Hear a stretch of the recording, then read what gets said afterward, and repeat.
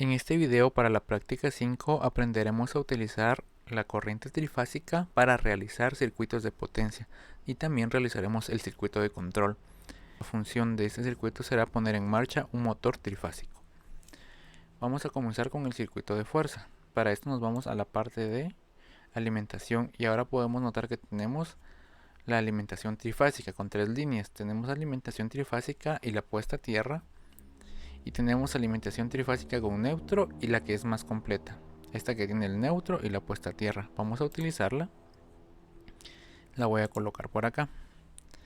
Ahora vamos a poner el disyuntor o el que va a abrir y cerrar el circuito y también le va a dar protección al circuito. Nos vamos a la parte de automáticos, disyuntores, y vamos a elegir este porque tiene tres fases y estamos trabajando con un circuito de tres fases. Lo tratamos de colocar alineado y ahora vamos a explicar el uso. Este es un disyuntor o un interruptor manual que yo puedo manualmente venir, abrir y cerrarlo, pero también tiene una protección de sobrecorriente. Si pasa una sobrecorriente, este se abrirá. De igual manera pasa en las protecciones que tenemos en las instalaciones eléctricas domiciliares. En el tablero principal están estos llamados flipones que manualmente los podemos abrir y cerrar, pero también tienen su protección para sobrecorrientes.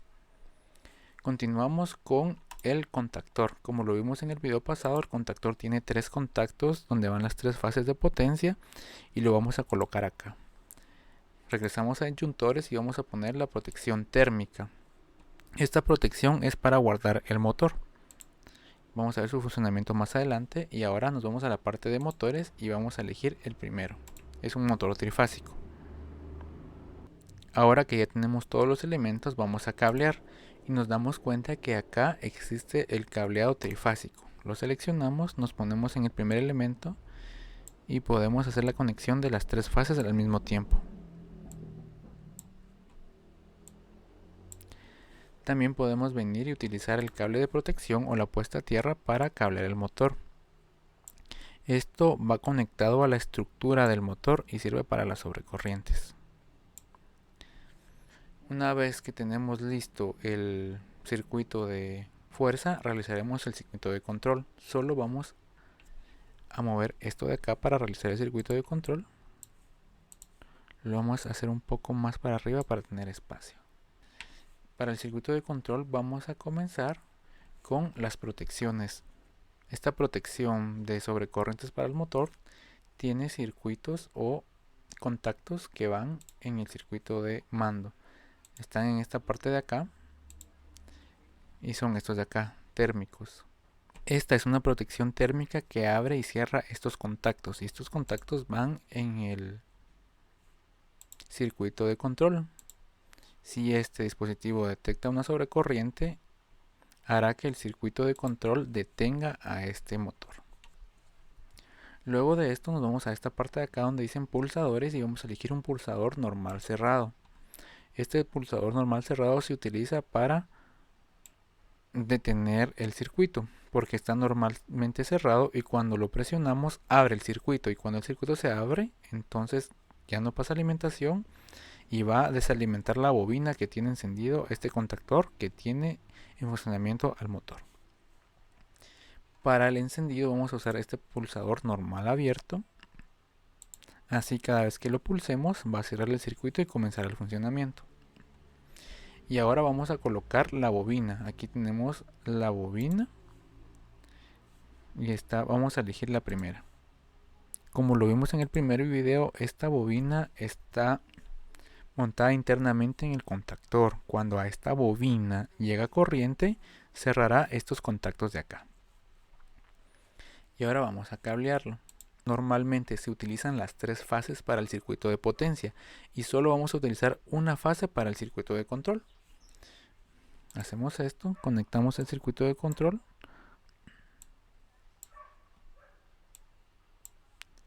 Y ahora este circuito de control lo vamos a alimentar solo con una de las tres líneas porque este circuito es monofásico. Vamos a utilizar el neutro y vamos a alimentar el neutro de esta manera con la misma alimentación trifásica.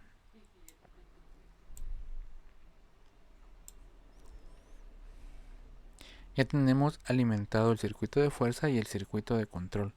Ahora vamos a cambiarle el nombre, como siempre lo hacemos, a estos pulsadores para no tener problemas. A este le vamos a colocar paro y a este le vamos a nombrar inicio.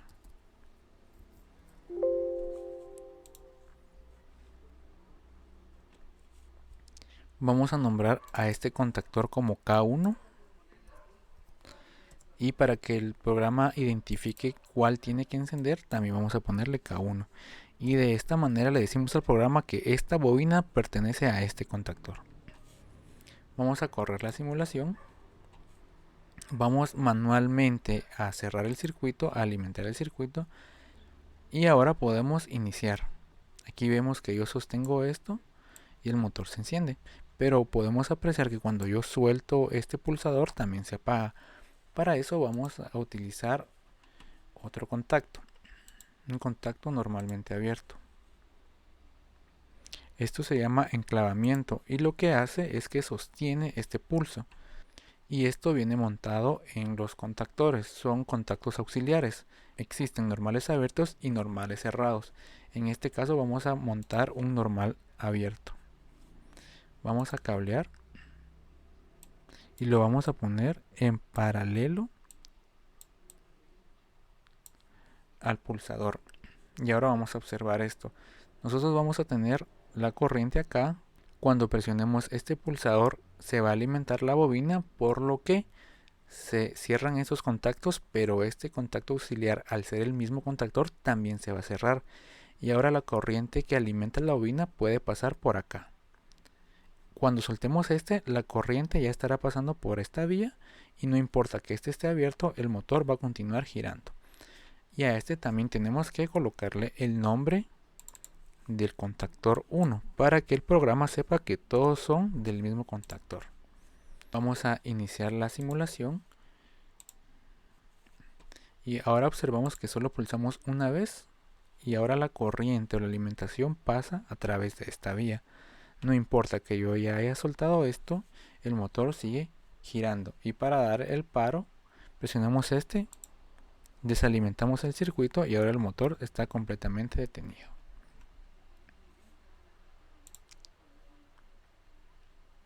Ahora vamos a ver la protección térmica.